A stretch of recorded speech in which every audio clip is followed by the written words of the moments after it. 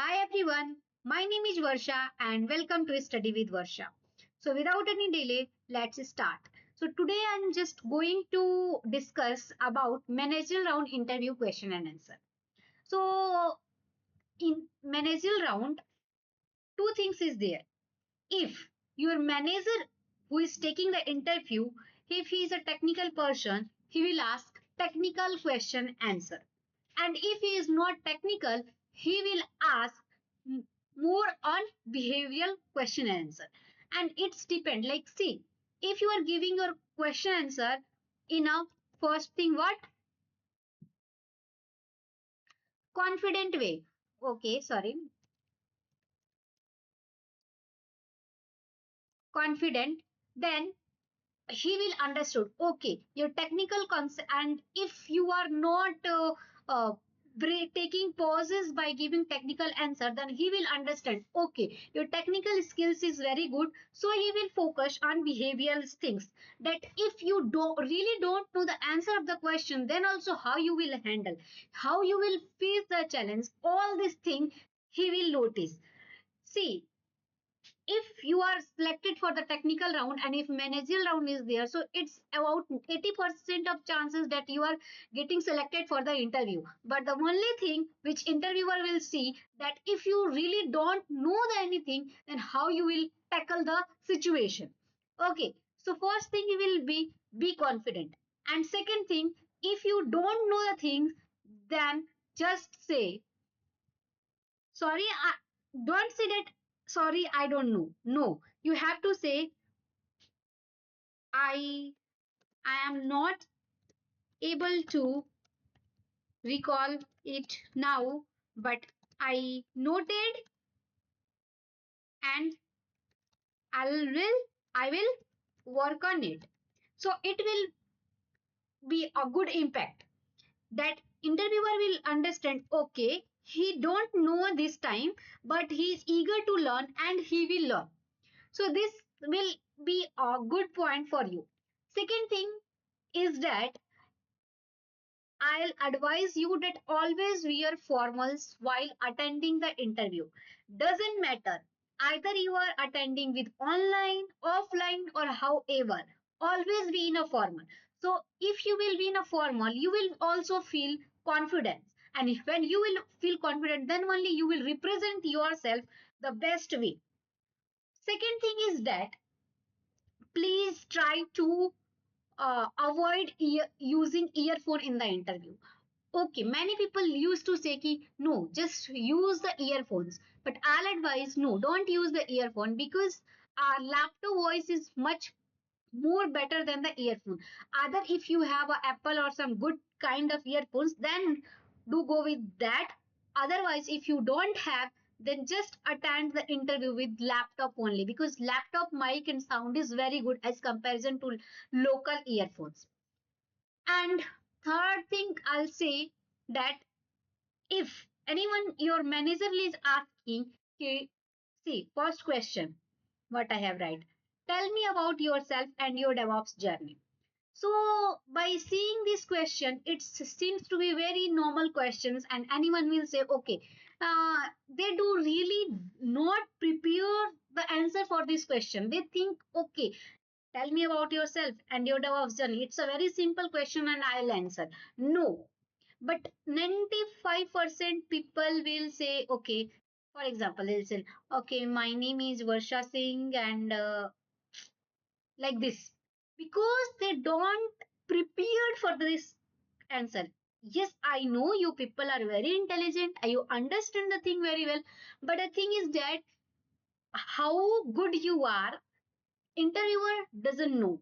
You have to, like, how you represent yourself in the interview, on the basis of that only he will judge that how good you are. So for that, I'll request you all, please do prepare before only for this question in a very good way, so that you don't need the time to think about before giving these answers. So for example, if this question will be asked for me, so I'll how I will answer. See, I'll answer. Okay, you no need to say that. First thing you will say, okay, my name is Varsha Singh, And then at that moment only you have to come here, because rest thing is there in your CV. So here only, my name is Varsha Singh. I have 3.2 years of experience as a DevOps engineer, working mainly on AWS cloud, CI/CD automation, and container orchestration. I started my career with like any organization name you can give, like TCS, Infosys, where I work with clients like whatever the client you worked, you have to write here. And my expertise include Terraform for infrastructure creation. See, one thing you do have to remember. You don't have to say, okay, I'm expertise in Terraform, Jenkins. No, you have to say by clicking one main point. My expertise includes Terraform for infrastructure automation, Jenkins for CI/CD, Kubernetes for deployment, Ansible for configuration management, and Docker for containerization. So, see, like according to your skill set, you have to say. But one thing you do have to remember, like I'm not simply saying Kubernetes I'm expertise. No, why Kubernetes for deployment? So in the simple answer itself, interviewer will judge you. Okay, she have a knowledge that which tool is used for what purpose. And you do have to add one more line that I enjoy solving automation challenges, involve improving system reliability and collaborating with cross-functional teams to deliver faster and more secure releases. So this is the my final answer. See, if you people want me to share this PDF with you, please do comment in the comment box. I will share this answer with you guys. Okay, moving to the next question. The interviewer will ask, why did you choose DevOps as a career? This question also you people know that, and I'm not saying whatever the answer I'm giving that's only correct, but I'm just giving a example so that you people will understand, okay, in this way we have to represent in the interview. So he will ask, why do you choose DevOps as a career? So how you have to respond? See, you have to say, I choose DevOps because it combines both development and operational, allowing me to work on automation, cloud, and scalability. I enjoy a streamlining process, reducing manual work, and enabling faster delivery. DevOps also give me the opportunity to learn continuously since the tool and practices evolve rapidly. This is my answer. Your answer will vary, but do remember that this line you should have to say. I choose DevOps because it combines both development and operational. This will be common. Okay? Now, next question. Like this question will also very important. Today I'm not taking 90 question. I have taken only 20 question, but all these question, believe me, either me or my friends faced in the interview. So that question only I picked here. Third question is, how do you handle conflicts in a team? Okay, so how I'll answer? See, if there is a conflict, I'll first listen to both the sides carefully. Okay, like this person and this person, to understand the root cause. I try to focus on the facts and not the opinion, because mm, uh, first I'll tell the answer, then I'll discuss this. How I'll answer? If there is a conflict, I first listen to both the sides carefully and understand the root cause. Second thing, I try to focus on the facts, not the opinion. For example, in one project, developer wanted frequently deployment, but the operational team was concerned about stability. I arranged a meeting and we are agreed implementing a blue-green deployment strategy with proper monitoring which satisfied both sides. My approach is always solution oriented and collaborative. So this is my answer, and really I face this thing in my team and I do solve in this way, so I give the answer in this way. But if you didn't do the thing, then also you have to say something which what we can say, which will be impressive.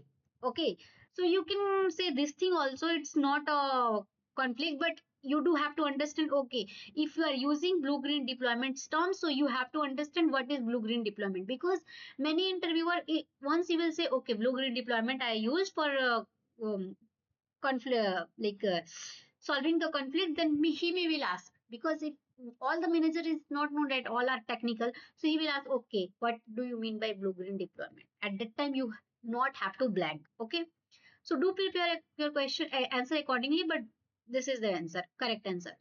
What was the most challenging project you worked on? Okay, and he may the question will be very like, oh, like tell me the thing which was challenging for you and how do you resolve it, and on what thing you faced too much challenge. That will vary, but you have to be prepared for the answer. So like what I'll answer. One of my challenges project was automating infrastructure for a banking client on AWS. The challenge was to ensure security compliance while using Terraform for provisioning and Jenkins for automation. I implemented Terraform with S3 backend and DynamoDB for state logging. Add IAM roles with least privilege and integrated Jenkins pipeline with approval gates. I was challenging because of the strict compliance requirement, but I successfully deliver a secure and automated setup. So this was my answer. Do prepare the answer like this. Moving to the next question. How do you prioritize tasks when multiple urgent issues come at the same time? So this is the behavioral question. How you will prioritize. The first thing is that how you have to answer. See how I answer. I prioritize based on the business impact and urgency. First, I access which issue affect customer facing service. For example, if production system is down, that becomes my top priority. At the same time, I communicate with stakeholder about expected timeline for less critical tasks. I create a backlog and schedule them accordingly. I also believe in documenting and automating repetitive tasks to avoid bottleneck in the future. Understood? Okay. How do you ensure security in DevOps pipeline? Okay, this is the common question, and it's not only that in managerial round interview will face. It may be possible that you will face this question in technical round. How do you ensure security in DevOps pipeline? See, I follow DevSecOps practices.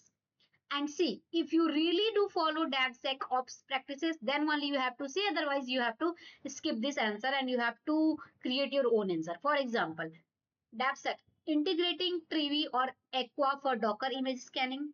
Understood. Using SonarQube for code quality for and vulnerability. Managing secrets using AWS Secret Manager and Vault instead of hard coding. Enforcing IAM policies with least privilege. Adding manual approval in Jenkins for production deployment. This ensures that security is built into every stage of the pipeline. Understood?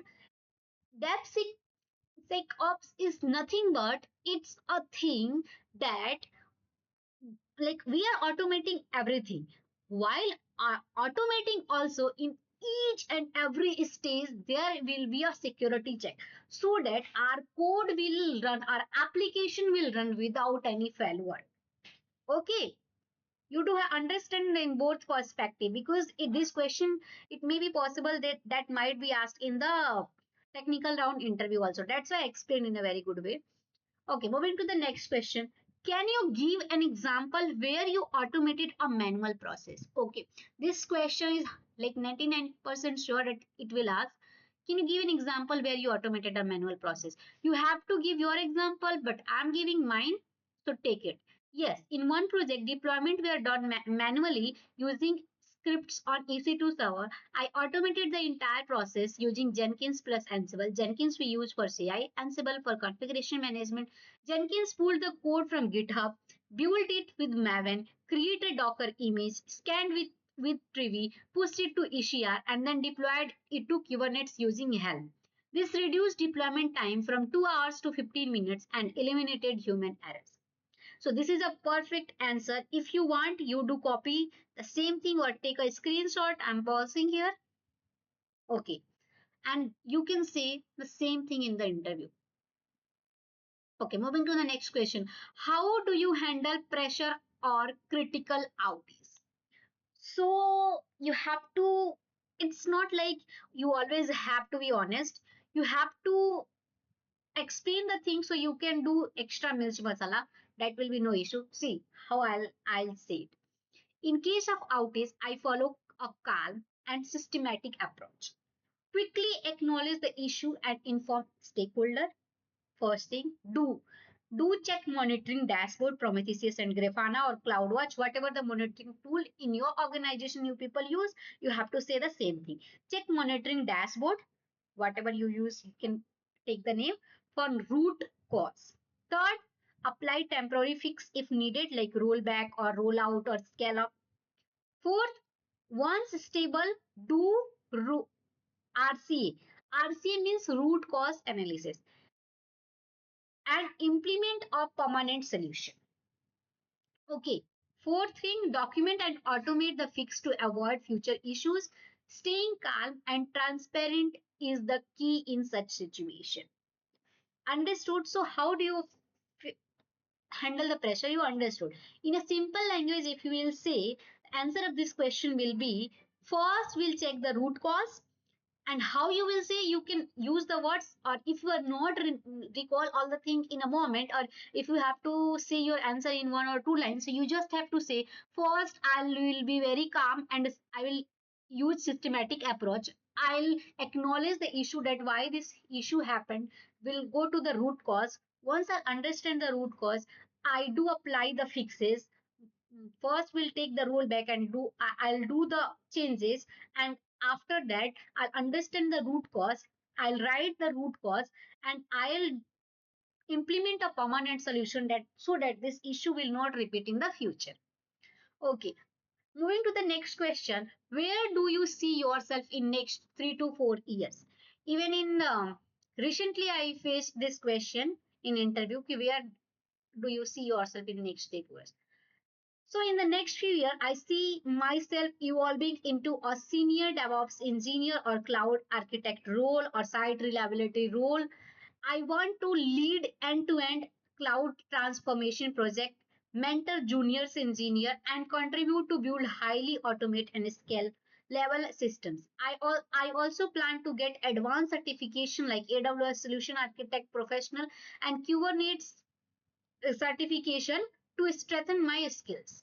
And this is the good and impressive answer. You do follow this. Why should we hire you? This is the very common question, and everyone, like many technical person, think, okay, no, we will not face these questions because we are not a marketing person. But no, we are a DevOps engineer. We can face all kind of and questions, and even I face these questions. So I answered it. You should hire me because I bring hands-on experience in DevOps tools, cloud infrastructure, and automation with a strong focus on security and reliability. I have worked with a global clients in challenging environment and successfully delivered automated CI/CD pipelines and infrastructure solution. Apart from technical skills, I'm a good team leader, adaptable, and always eager to learn new technology to contribute to the company's success. Understood? Okay. And now moving to the these questions are structured and mix of behavioral, technical, and okay.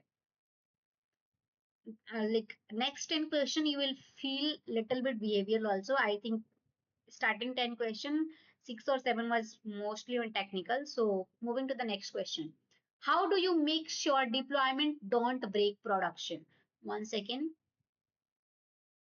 Okay. So next question is, how do you make sure deployment don't break production? So answer will be, on I rely on strategies like blue-green deployment, canary releases, and rollback mechanism. I always test in staging before production. Integrated automated testing in the CI/CD pipeline, and add manual approval steps for production. This ensures minimal downtime and safe deployments. So this was my answer. And again, if you really didn't work on blue, green, or canary deployment, don't take this name.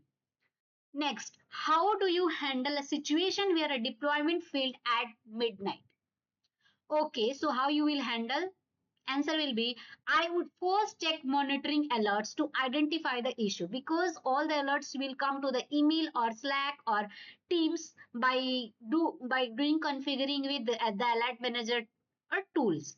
So then either rollback or hot fix the deployment to stabilize services. Once resolved, I will do conduct a post mortem analysis with the team to the next day, document the root cause, and add automation alert to prevent reoccurrence. Understand. Next question: how do you collaborate with the developer, tester, and operational team? Sorry. The answer will be I ensure a smooth collaboration through regular stand ups, clear documentation, and shared tools like Jira, Confluences, and Slack. I always also encourage developers to use CI/CD pipelines so they can see real-time build test results. This reduces finger pointing and promotes ownership. Next question. Tell me about a time when you had to learn a new tool quickly.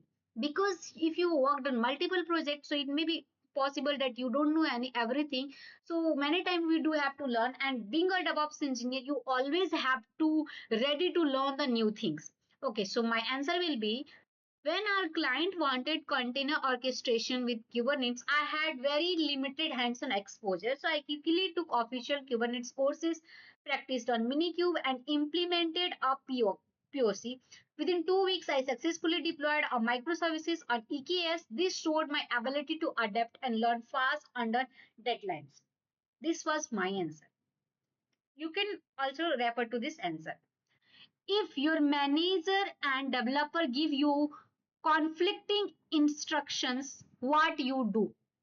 So my answer was I try to understand the business priority behind both instructions. I, I clarify the goals and if needed escalate politely to the manager with the facts. For example, if the developer wants a feature urgently but the manager insists on stability, I suggest a middle path like feature flagging or phased rollout. Next question: how do you keep yourself updated with DevOps tools and practices?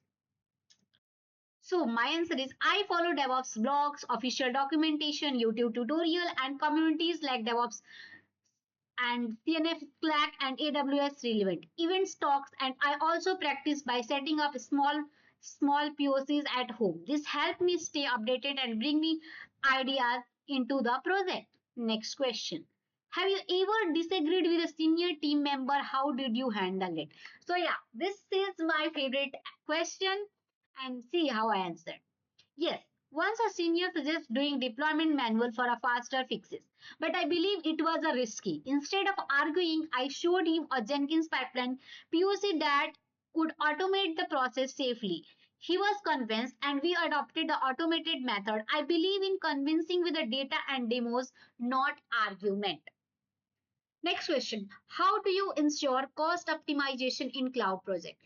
Yeah, this question I didn't face, one of my friend faced. So I'm presenting here how he answered. I monitor cloud spend using AWS Cost Explorer and set up budget alert. I also recommend using auto scaling reserved instance for predictable workloads and shutting down non-prod resources during off hours. In one project, I saved 25% monthly AWS cost by resizing EC2 instances. Okay, what is your leadership style? Okay, so the answer will be my leadership style is collaborative and supportive. I believe in mentoring juniors. Even you people are saying I'm just helping, I'm just trying to help you all so that I'm just uploading this kind of videos in YouTube.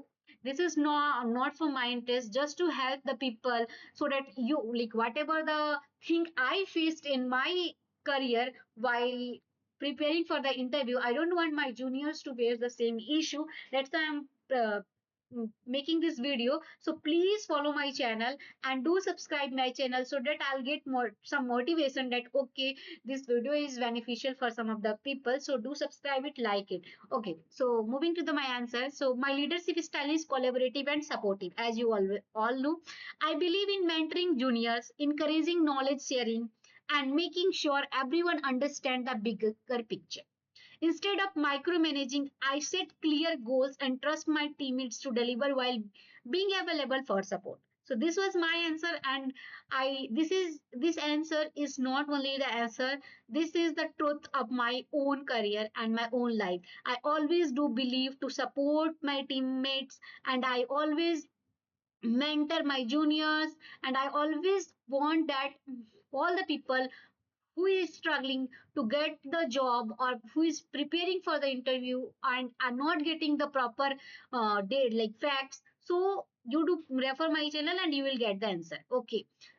Last but not the least, last question is, tell me about a mistake you made in a project and how you handle it.